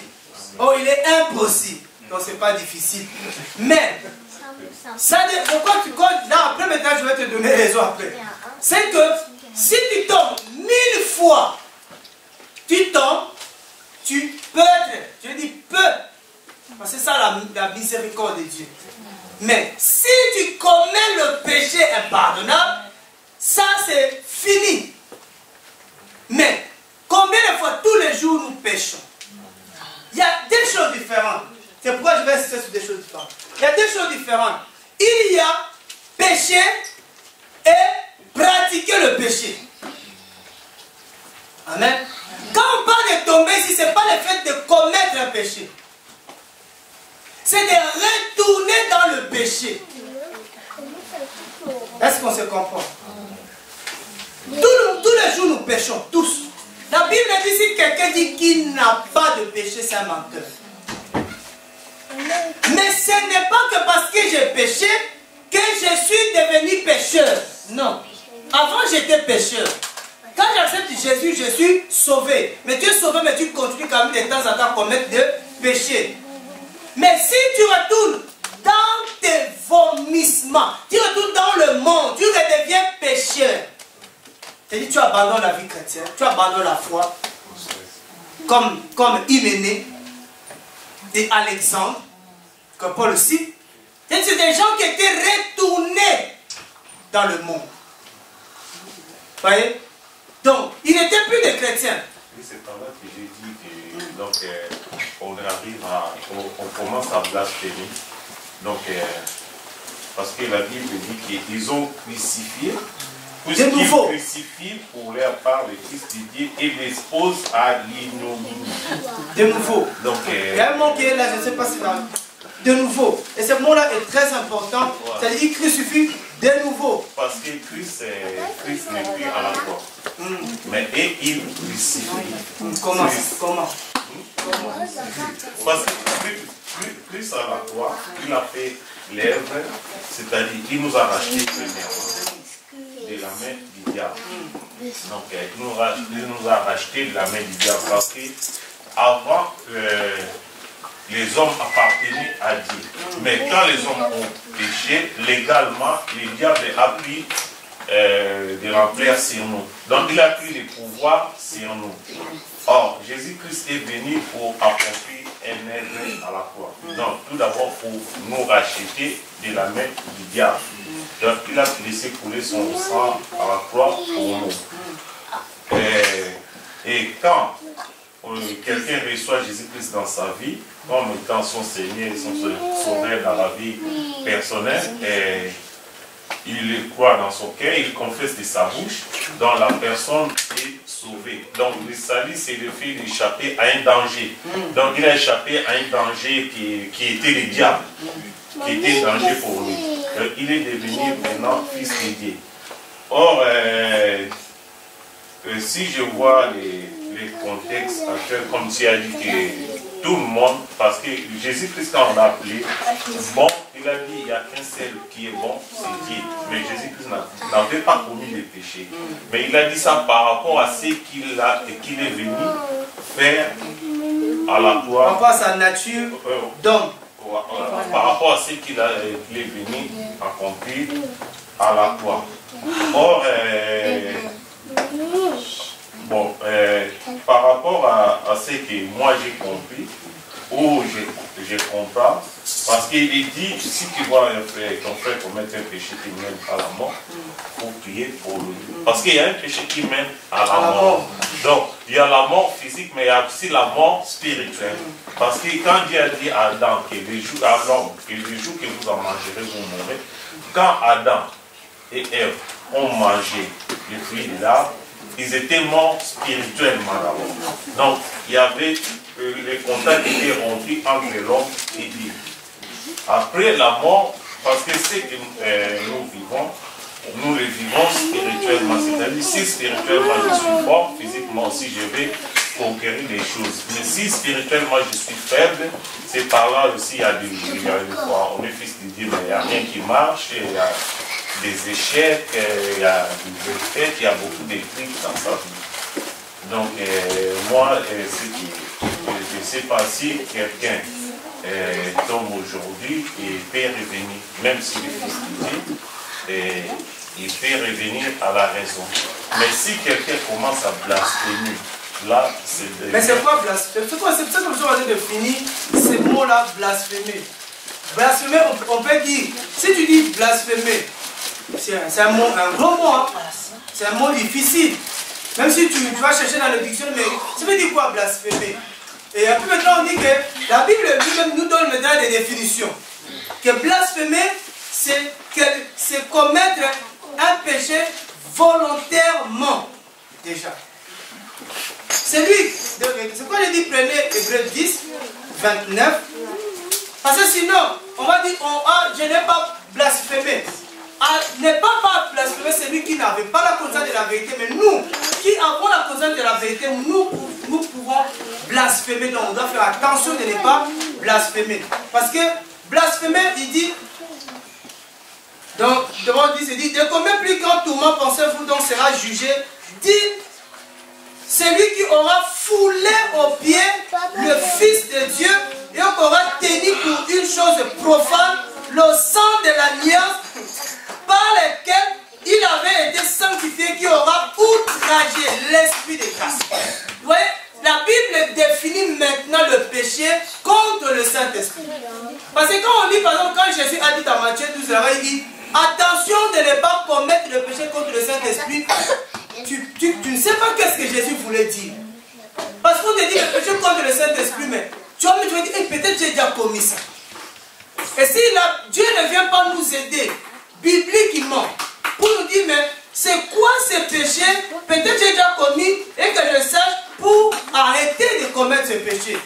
Et pour ne pas commettre ce péché. C'est pour ça que si tu ne savais pas ça, tu ne pouvais pas le commettre. Tu vois, il dit que ne peuvent commettre dans ce péché que les gens qui avaient la connaissance de la vérité. Amen. Et quand tu as la connaissance de la vérité, il peut arriver que tu pêches. Mais quand toi que les gens ont sait aujourd'hui, frère, attends, il prêche la parole, c'est un chrétien. Ah, frère Bernard, c'est un chrétien, il nous dit la vérité. Mais un jour, tu retournes dans le monde. La Bible dit quoi? Pour Dieu, tu recrucifies Christ de nouveau. Parce que la première fois, Christ a été crucifié pour nous. Si on l'a amené à la croix, c'est à cause de nous. Parce qu'il a porté nos fautes. Et maintenant, nous le recrucifions. Comment? S'il y a des gens qui n'arrivent même plus à croire, à insulter, se moquer de Jésus, c'est encore à cause de certaines personnes. Si à l'époque, Jésus, quand on l'a amené à la croix, on l'a insulté, on l'a outragé, c'est à cause de nous.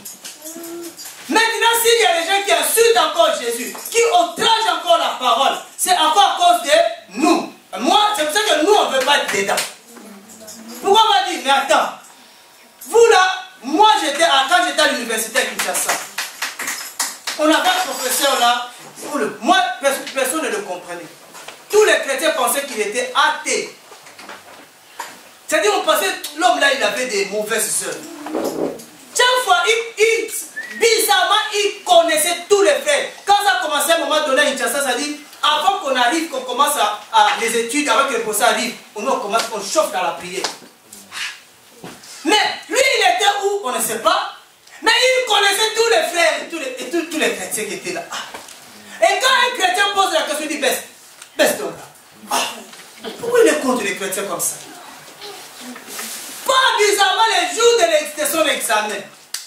Les jours de son examen, il était là, lui-même, il surveillait aussi. Il vient à côté d'un pasteur qui était là, il vient comme ça. Il dit, pasteur, tu triches hein? Le pasteur dit, non, moi je ne triche pas. Il dit, tu triches? Il dit, je ne triche pas. Ah, il dit, donc, moi, je mens. Ah là, ça devient grave. Il dit comme ça, si moi je mens, et toi tu as raison, je quitte l'université. Mais si c'est toi qui mens, toi tu vas quitter l'université. On va fuir, on fuit le pasteur Tiche. Là, il dit, voilà pourquoi vous me voyez comme ça? Parce que vous ne priez pas le vrai Jésus. Vous priez, il appelait à l'époque, il disait un Jésus de quado. C'est-à-dire le quado, c'est celui qui répare des punais. Des voitures, des punais qui sont crevées là. On appelle le mécanicien qu'on appelle ici, je ne sais pas même là-bas, on appelle le quado. Il dit, vous priez un faux Jésus. Parce que quelqu'un qui prie un vrai Jésus ne peut pas tricher.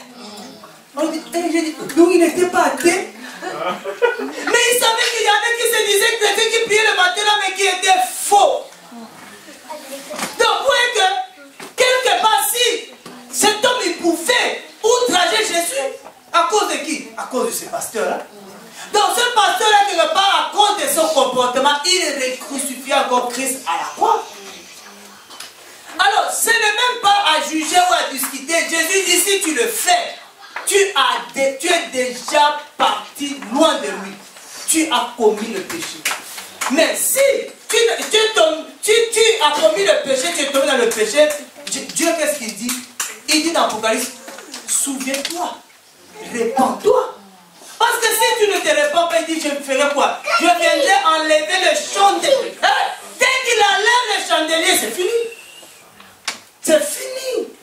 C'est-à-dire qu'il y a un temps que Dieu nous laisse. Le temps que tu as péché et le temps qu'il va enlever le chandelier, c'est le temps qu'il te laisse pour te repentir. Une fois que Dieu enlève le chandelier sur quelqu'un, il enlève son esprit. Parce qu'il y en a qui disent que Dieu ne peut plus enlever son esprit. Mais quand Dieu se retire, c'est ce qui s'est passé même avec Adam. Dieu sait qu'il a amené l'homme loin. Dieu peut te laisser 10 ans. Mais si tu te répands, réconciliation. Mais si il décide, parce que c'est lui qui est juge, s'il décide d'enlever, c'est fini. C'est pour lui, c'est fini. Amen. Et tout arrive aux gens comme nous. On se met là, on parle au peuple, les gens nous connaissent aujourd'hui. Mais quand tu changes de veste, vous savez combien de gens seront scandalisés? Combien de gens vont mourir? Qu'est-ce que Jésus dit? Si ça cause pas des grands hommes, des mots petits là, petits, tu arrives à scandaliser mon petit brebis là. Il dit malheur à toi. Vous voyez? C'est-à-dire que quand nous lisons Ézéchiel, surtout Ézéchiel, parce que lui, Dieu l'a envoyé pour parler au pasteur. Quand on lit Ézéchiel est sévère. Dieu, le jugement de Dieu par rapport au pasteur, c'est très sévère. Vous qui se disiez pasteur, prophète, qui s'est levé, qui parle au peuple, mais nous avons un comportement qui fait insulter Dieu. Beaucoup de gens ne prient pas à cause du pasteur. Beaucoup. Beaucoup. Non seulement à cause du pasteur, mais à cause des enfants de l'église. À oui, cause mais de ceux qui tiennent. Ceux qui se lèvent, ceux qui se mettent debout, que ce soit des pasteurs, que ce soit des chantres, tous ceux qui sont affichés là, beaucoup de gens ne prient pas à cause de nous. Pourquoi? Parce que tout le monde nous regarde. Tu vas voir que le pasteur, il vole, un frère simple, il vole, mais le pasteur, Dieu va le frapper d'une manière terrible. Parce que derrière ce pasteur-là, beaucoup risquent de faire pareil. Parce qu'il était un modèle, un exemple. Ces gens-là, Dieu dit, c'est impossible. C'est-à-dire, on doit arrêter de commettre. Le blasphème contre le Saint-Esprit, c'est aussi un péché volontaire. Il y en a qui pêchent volontairement. Parce que quand tu as le Saint-Esprit et que tu pêches, le Saint-Esprit te parle. Il dit arrête. Mais il y en a qui disent moi je veux faire ça. Il ne veut même pas écouter parce que le Saint-Esprit, combien de fois il a parlé à Balaam? Combien de fois Dieu a parlé à Balaam? Et qu'est-ce qui s'est passé à la fin? Attends, Dieu a parlé à Balaam, j'ai dit, il n'a pas écouté. Dieu va même utiliser l'âne. Malgré l'âne, il n'a pas non plus écouté. Il y a des pasteurs où même Dieu leur parle, mais Dieu utilisait toutes les voies possibles. Ça veut dire Dieu est arrivé à épuiser les voies. Mais il ne veut pas écouter. Là, Dieu, vous savez, quand Dieu lave ses mains, Dieu dit maintenant, fais ce que tu veux. C'est ce qui est arrivé à Balaam. Balaam qui était prophète va devenir sorcier. Parce que Dieu n'était plus avec lui. Il dit, moi qui parlais, qui voyais Dieu, il avait des révélations. C'était fini. Parce qu'il n'a pas écouté le Seigneur. Dieu, personne ne dit, c'est pourquoi que le jour du jugement, personne ne dira à Dieu, Seigneur, moi je ne t'avais jamais entendu. Dieu, il fait tout pour que tout le monde écoute la parole. Il fait tout. Il fait tout. Il Il dit, tout le monde entendra cet évangile. La sanctification, tout le monde entendra cet évangile. Maintenant, ceux qui ne veulent pas écouter, qui refusent, Dieu viendra 2 fois, 3 fois, même 4, même peut-être 5, je ne sais pas. C'est pour ça que quand vous lisez Job, le dernier passage comme ça, je vous libère, dans Job, hein, Job 33, Dieu il parle pas une fois. Dieu ne nous parle pas une fois. Dieu, il nous parle plusieurs fois. Parce que tu ne diras pas, Seigneur, tu m'as parlé seulement une fois, il fallait insister. Non, Dieu parle plusieurs fois. Regarde dans Job 33, le verset 14. Dans d'autres versions, ça dit autrement, mais dans la version de Martin, il dit, bien que le Dieu fort parle une première fois et une seconde fois à celui qui n'aura pas pris garde à la première. Wow. Il sait que quand il t'avait parlé premièrement, tu n'avais pas pris garde. Il vient pour la seconde fois. Dieu nous parle plusieurs fois. Tu vois, il peut te parler par les prophètes, il peut te parler par tes enfants, il peut te parler par des arbres. Il y a des arbres qui parlent, il y a des oiseaux qui parlent, mais les gens ne veulent pas écouter. Les gens sont tellement sourds. Tellement ils aiment la chose, ils ne veulent pas écouter. Balaam était déjà séduit par les présents. On lui propose, on le monte encore. Voilà. Oh, la première fois, des personnes ont gagné 1 million. Voilà les 1 million de la personne à 10 millions. Ah, 10 millions là. Je vais céder là, il faut que je tape quand même. Ouais. Donc, mais malgré ça, Dieu va parler à Balaam. Il n'y va pas. Ne te laisse pas séduire. Mais il n'a pas voulu écouter la voix du Seigneur. Il y en a beaucoup comme ça. Pourquoi Dieu lui dit, il ne faut pas endurcir le cœur. Donc les cœurs sont tellement endurcis. C'est ça notre prière. Si le cœur ne se libère pas, les gens ne vont pas écouter. Mais Dieu, il parle. Personne ne dira, il dit, je suis à la porte, je toque. Dieu toque à la porte de tout le monde. Tout le monde va entendre la vérité. Tout le monde va entendre la parole, l'évangile de Christ, de se sanctifier, de se mettre à part pour le Seigneur. Mais ils ne veulent pas. Aujourd'hui, combien les gens crient? On donne des conseils, même à nos frères. On dit, frère, arrêtez de faire des bureaux. Mais ils le font quand même. Il dit, parce que c'est Satan qui parle. Et c'est Dieu qui te parle. Demain après demain, il est tombé dans le bureau.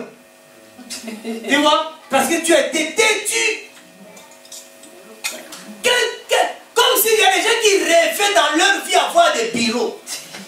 Il y a des gens qui rêvaient dans leur vie avoir un bureau, avec une chaise qui tourne comme ça. Il y a des gens, c'était des rêves. Et quand ils arrivent dans le ministère, ils ont une salle, ils cherchent à fabriquer un coin, un bureau pour recevoir des sœurs. Quand on dit un frère, va pas voir, ne va pas visiter une sœur seule. Non, frère, l'amour, Dieu aime l'amour. Vas-y. Si c'est Dieu, mais Dieu il te dit, ne va pas, tu vas quand même. Tu ne veux pas écouter ton frère.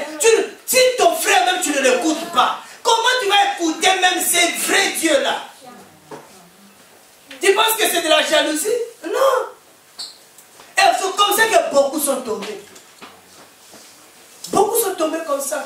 Hier, là, Dieu nous a protégés. Je pouvais prendre une soeur. Mais aujourd'hui, Dieu nous a tellement parlé, frère, on n'a plus à prendre une soeur dans les bras. On n'a plus à faire. Si tu t'entêtes à le faire, tu vas tomber. Ah oui. Les gens ne veulent pas écouter le Seigneur. Parce que Dieu, c'est un Dieu des temps et des circonstances. Donc, quand les temps changent, Dieu change. Il change de choses, il move, il bouge. Mais les pasteurs sont là, ils ne veulent pas écouter parce qu'ils aiment ça. Il y a des pasteurs là, ils ne savent même pas toucher même sa propre femme, il va toucher les sœurs des autres. Oh non, c'est dit, parce que j'ai mal là, toi aussi tu viens, tu portes ta main là. Moi je te vois comme ça.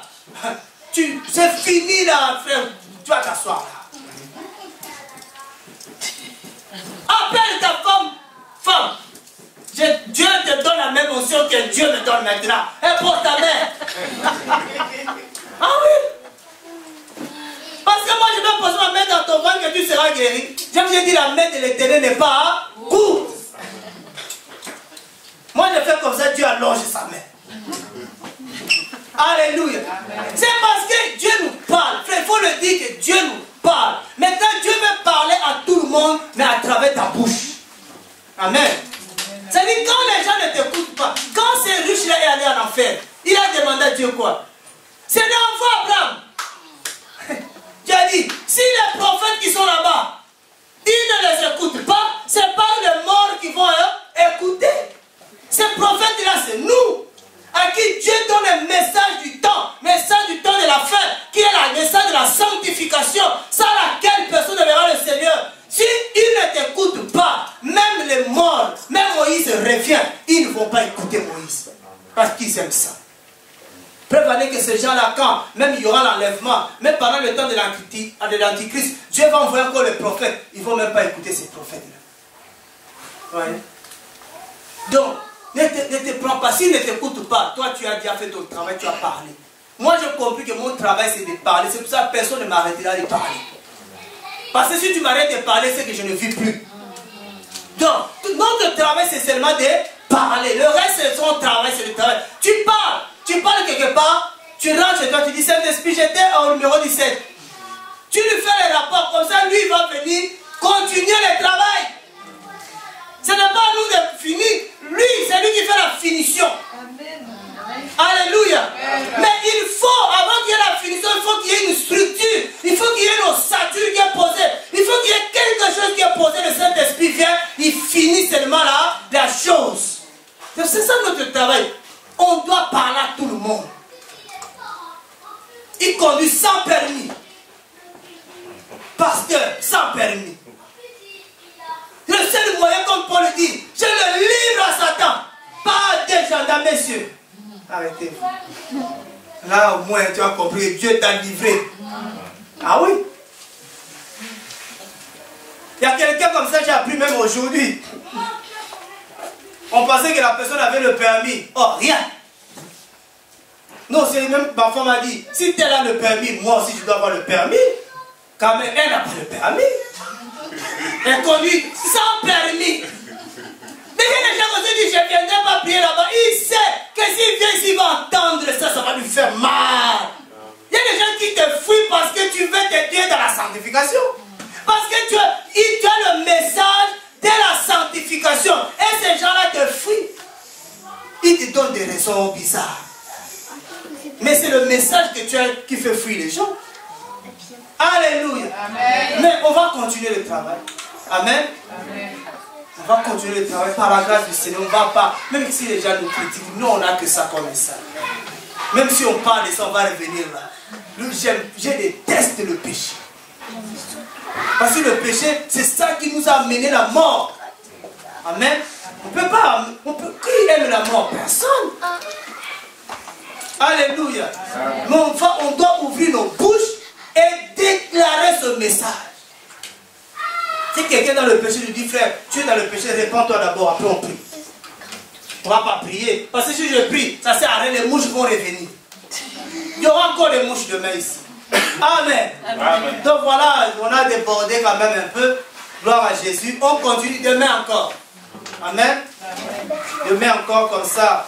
Vraiment que Dieu soit loué au nom de Jésus-Christ. Que Dieu vous fortifie, que Dieu vous donne la force. Je vous dis, ce n'est pas facile. Amen. Ah, c'est porter la croix de Jésus. Demande à cet homme-là qui a porté la croix. C'est pas facile, mais on n'a pas le jour, on va le porter. Amen. Soyez bénis au nom de Jésus-Christ.